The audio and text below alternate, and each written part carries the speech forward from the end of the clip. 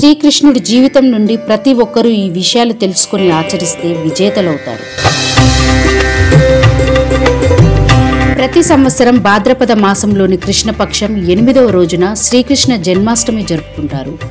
కృష్ణుడు కేవలం పురాణాల్లోని ఒక పాత్ర, దశావతారాల్లోని ఒక దైవం మాత్రమే కాదు. ఆయన ఒక తత్వవేత్త, ఎడతెగని కర్మయోగి, తెలివైన వ్యక్తి, భవిష్యత్తు గురించి తెలిసినవాడు. కృష్ణుడి గురించి తెలిసిన వారు ఆయనను మార్గదర్శని కూడా అంటారు. ఆయన ఆలోచనలు, బోధనలు ఒక కాలానికి సంబంధించినవి కాదు. ఇవి ఒక నిరంతర ప్రవాహం లాంటివి. యుగాలు మారినా ఆ వాక్యాలలో శక్తి, అందులో ఉన్న నిజం ఏమాత్రం మారలేదు. జీవితంలో విజయవంతమైన వ్యక్తిగా ఎదగాలంటే శ్రీకృష్ణుడి జీవితం నుండి ఈ కింది విషయాలను తప్పకుండా తెలుసుకోవాలి. వాటి గురించి ఆలోచించాలి, వాటిని జీవితంలో ఆచరించాలి. అప్పుడే మనిషి జీవితంలో విజేత అవుతాడు. ప్రతికూల పరిస్థితులలో కూడా పట్టు వదలకూడదు. కృష్ణుడు భగవంతుని స్వరూపమైన ఆయన తన జీవితంలో కష్టాలు ఎదుర్కొన్నాడు.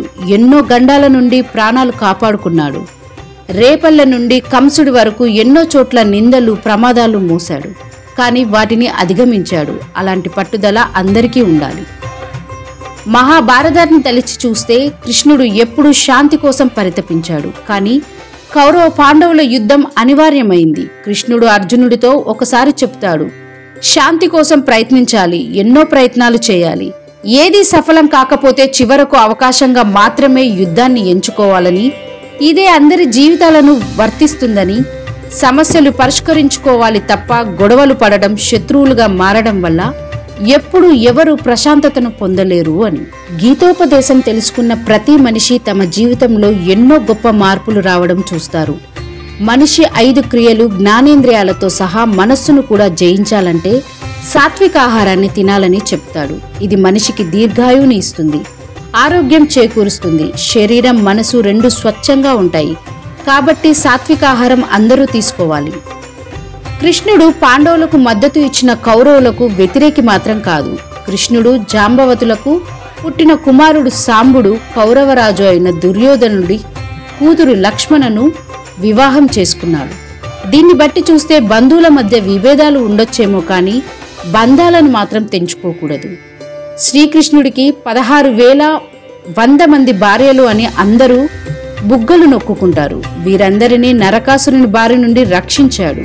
వారికి విముక్తి కలిగించడం కోసం భార్యలనే అర్హతను ఇచ్చాడు తప్ప వారికి ముక్తి కలిగించడం కోసం భార్యలనే అర్హతలను ఇచ్చాడు తప్ప వారందరితో కృష్ణుడు ఎప్పుడూ శారీరక సంబంధం పెట్టుకోలేదు.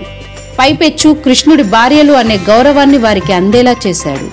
త్రేతాయుగంలో రావణుణ్ణి అంతమైన, ద్వాపర యుగంలో కౌరవులు అంతమైన, ఆడదాన్ని అవమానించడం వల్ల జరిగిన అనార్థాలే అవన్నీ. కాబట్టి ఆడవారిని గౌరవించాలి, వారిని అవమానిస్తే తిరిగి అనుభవించే సమయం వస్తుంది అని ఆయన చెప్పారు.